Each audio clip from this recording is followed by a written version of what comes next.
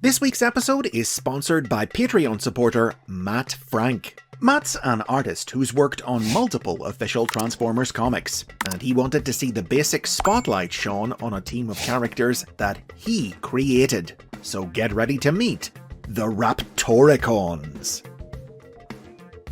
The RAPTORICONS were a team of 4 female Transformers created by Matt Frank for the Transformers Collectors Club, who, as you might have figured out from the name, all transformed into dinosaurs from the raptor family. The idea for the group came about in 2015, when Frank was commissioned by fan Jenna Long to design a Transformer based on Blue, the lead velociraptor from the movie Jurassic World. Collectors Club organizer Pete Sinclair happened to see the art Frank created and liked it so much he thought it should be turned into an official character, leading to Frank being brought on to design a team of 4 new bots for the club. The team consisted of Slice, a dark-armoured sniper at home in the shadows, easily annoyed and not given to trusting others.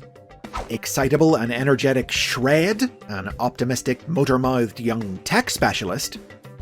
The primitive but incredibly powerful Nash, whose misshapen body surged with unstable energy, and whose damaged logic processors made her more beast than bot, prone to uncontrollable animalistic rages.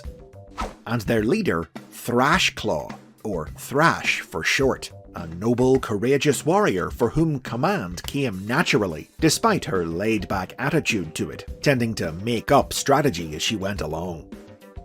Each of the 4 transformed into a different kind of raptor, with Frank intending them to represent the various different ways dinosaurs have been depicted in media over the years.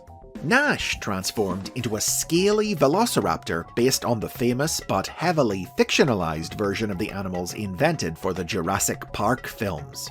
Conversely, Shred transformed into a small, fluffy, feathered velociraptor, based on the current scientific understanding of what raptors really looked like. Thrashclaw and Slice were both somewhere in the middle. Thrash was a cool-looking compromise that merged scales and feathers, while Slice was a Utahraptor designed, to quote Frank, to show how you can make feathered raptors intimidating and cool.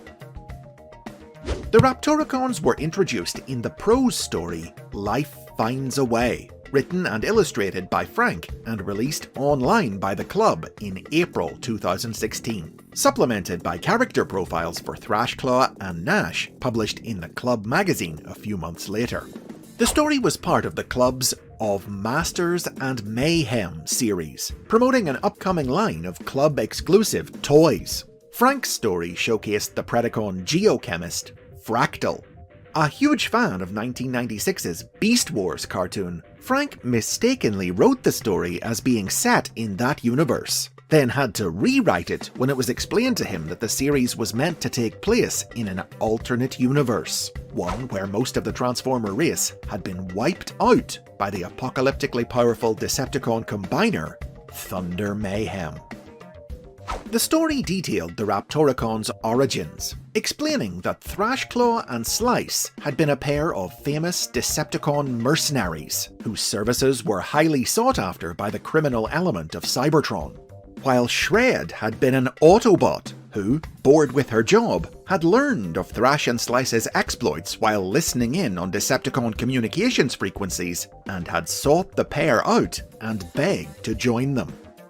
Together, the trio took a job from a criminal syndicate on Cybertron to hunt down a peculiar, powerful energy signal emanating from the jungle planet Chicxulania.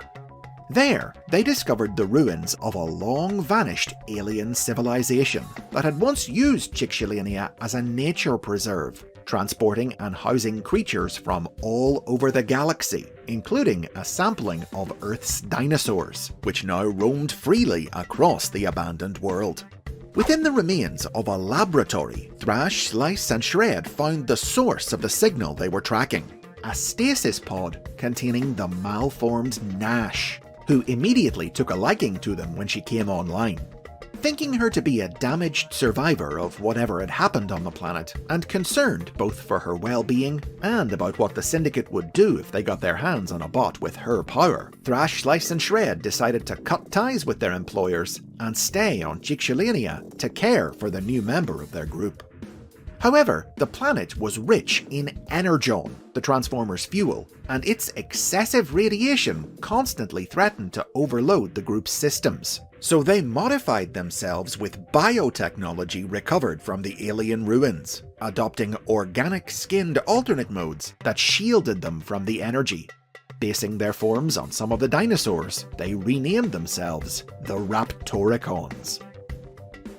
As they settled in, the team attempted to establish relations with a native tribe of insectoid beings living nearby, the Vespoids. Unfortunately, their translation program couldn't understand the Vespoids' language, and the insects reacted to their presence with hostility, leading to the two groups repeatedly coming into conflict over time. Living on this isolated world, the Raptoricons were unaware of Thunder Mayhem's ravaging of Cybertron until Fractal crash-landed on Chixolania, having fled the Combiner's genocidal rampage. Upon arrival, Fractal was attacked by the Vespoids, and the Raptoricons came to his rescue. The team took Fractal back to their ship, the Velocity, but the Vespoids followed and abducted Nash.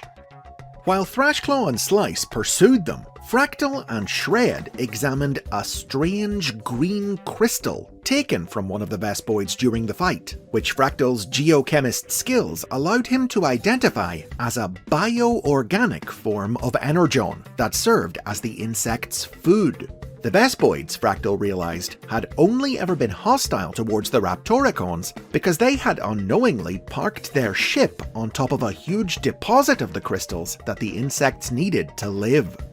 Furthermore, the Vespoids had abducted Nash in order to help her. She wasn't a damaged survivor of a disaster, but had actually been experimented on by the long-vanished aliens, who remade her body so that she also ran on this greenergon.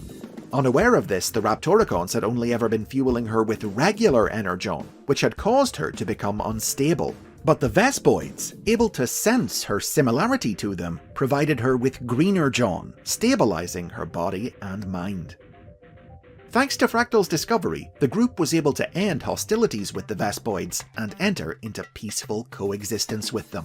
Fractal subsequently left the planet to join up with a small band of other surviving Transformers, whose adventures in subsequent stories saw them use the power of greenergon to forge themselves into a combiner so they could find and destroy Thunder Mayhem. But the Raptoricons declined an invitation to join them, preferring to stick to their new lives on Chixolania. Aside from a brief mention of Nash in the club's Beast Wars Uprising prose series later in the year, the Raptoricons haven't been heard from since their debut. But like they say, life finds a way. So perhaps one day we'll see these four clever girls again.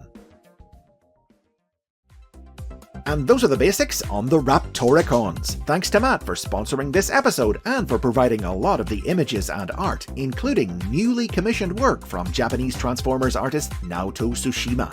Let me know what you think of them in the comments, and be sure to like and subscribe for more obscure Transformers history and lore.